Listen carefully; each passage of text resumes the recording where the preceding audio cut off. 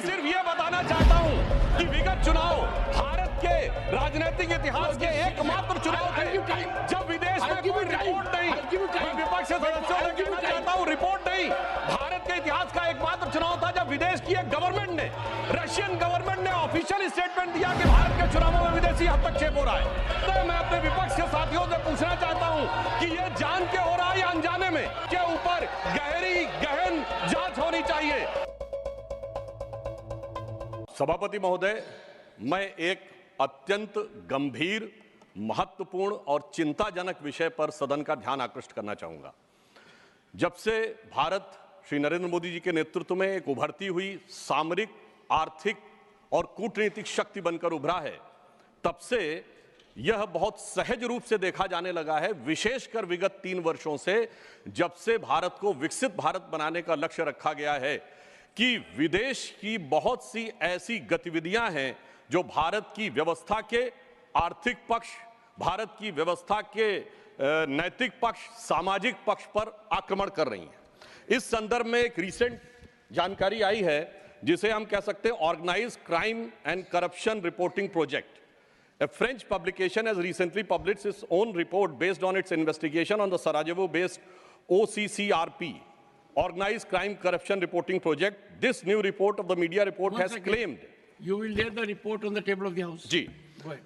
And इस report के अनुसार ये कहा गया है कि इस प्रोजेक्ट को फॉरेन गवर्नमेंट्स की फंडिंग है और उसका फोकस इंडिया के ऊपर भी है, और इस फॉरेन गवर्नमेंट की फंडिंग के साथ साथ जॉर्ज सोरोस के साथ भी इनका कनेक्शन है। अब ये केवल हम एक रिपोर्ट के आधार पर नहीं कह रहे हैं सभापति महोदय, मैं सदन का ध्यान आकृष्ट करना चाहूंगा कि विगत 3 वर्षों से ये क्या एक संयोग है कि जिस समय भारत की संसद का सत्र चलता है, मैं सिर्फ एक संयोग बता रहा हूं, भारतीय फार्मर्स के बारे में रिपोर्ट आती है 3 फरवरी 2021, बजट सत्र है 29 जनवरी 2021। पेगासस रिपोर्ट आती है 18 जुलाई 2021, मानसून सत्र है 19 जुलाई 2021। उसके बाद 31 जनवरी 2023 से भारत की संसद का बजट सत्र शुरू होता है और 24 जनवरी 2023 को हिंडनबर्ग रिपोर्ट आती है। जनवरी 2023 में भारत की संसद का सत्र शुरू होता है और 17 जनवरी 2023 को बीबीसी की डॉक्यूमेंट्री आती है, इंडिया द मोदी क्वेश्चन। और गंभीर महत्वपूर्ण बात है, 20 जुलाई 2023 को भारत की संसद का सत्र शुरू होता है और मणिपुर वायलेंस का वीडियो 19 जुलाई 2023, ठीक एक दिन पहले जारी होता है। पूरे सीक्वेंस में अगर हम चलें तो महोदय मैं याद दिलाना चाहूंगा कि 10 मई 2024 को कोविड वैक्सीन के बारे में एक रिपोर्ट छपती है, जिस समय भारत का चुनाव प्रचार अपने पूर्ण उसके ऊपर था। फिर अभी वर्तमान सत्र हम बताना चाहते हैं कि मानसून सत्र 22 जुलाई से 9 अगस्त के बीच में शुरू होता है और 10 अगस्त को हिंडनबर्ग की रिपोर्ट आती है। वर्तमान सत्र 25 नवंबर से प्रारंभ होता है और 20 नवंबर को अमेरिकन कोर्ट के एक अटॉर्नी की रिपोर्ट आती है एक बिजनेस हाउस के संदर्भ में। मैं सिर्फ देश के सामने बात रखना चाहता हूं।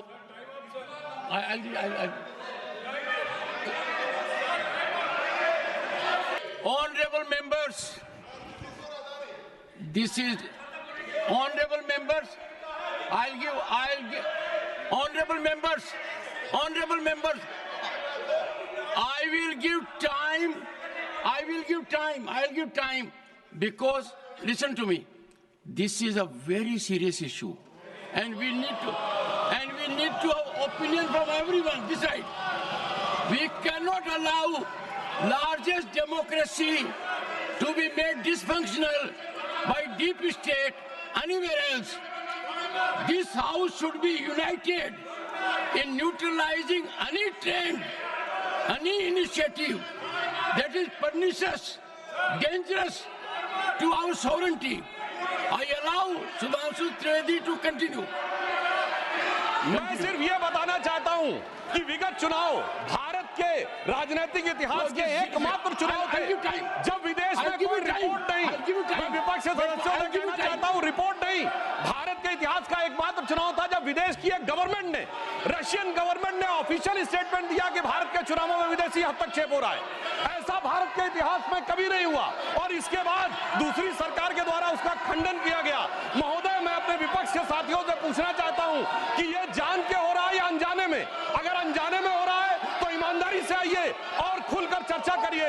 यदि जान के हो रहा है तो मैं अनुरोध करना चाहूंगा कि इसके ऊपर गहन जांच होनी चाहिए, क्योंकि निरंतर मैंने, सभापति महोदय, मैंने कोई घटना कोट नहीं की है, मैंने केवल एक रिपोर्ट कोट नहीं की है, मैंने 3 वर्षों का सीक्वेंस दिया है और जो सदन में बैठा हुआ हर व्यक्ति इसके साथ, अपने साथ बिल्कुल साफ साफ उसे देख सकता है। और मगर मैं यह भी कहना चाहता हूं सभापति महोदय कि जिन लोगों के दिल में यह ख्वाब है, यह बड़ी एक सहज स्वाभाविक सी बात है, जिन लोगों के दिल में यह ख्वाब है कि वो भारत को झुका लेंगे, तो मैं उनसे कहना चाहता हूं कि हम श्री नरेंद्र मोदी जी के नेतृत्व में जिस प्रकार से आगे बढ़ रहे हैं, ये मत सोचें कि विदेश से किसी चीज का आज प्रभाव पड़ने वाला। आज भारत अपने स्वाभिमान के साथ आगे बढ़ रहा है। मैं उन लोगों के लिए कहना चाहूंगा, सर, जो विदेश में जाकर यहाँ विचार करते हैं, जो कहते हैं डिफेंडर्स ऑफ डेमोक्रेसी यहाँ क्यों नहीं कर रहे हैं? सर, डिफेंडर्स ऑफ डेमोक्रेसी जिनको कहते थे वो प्रधानमंत्री जी की तारीफ कर रहे हैं। इसलिए मैं कहना चाहूंगा, विदेश का लाभ लेकर, विदेश की छांव लेकर जो भारत में हो रहा है, उनके लिए एक पंक्ति कहना चाहूंगा कि अपने वतन पर सदियों तक है रही हुकूमत गैरों की, लेकिन कुछ चेहरों पर अब तक धूल है उनके पैरों की।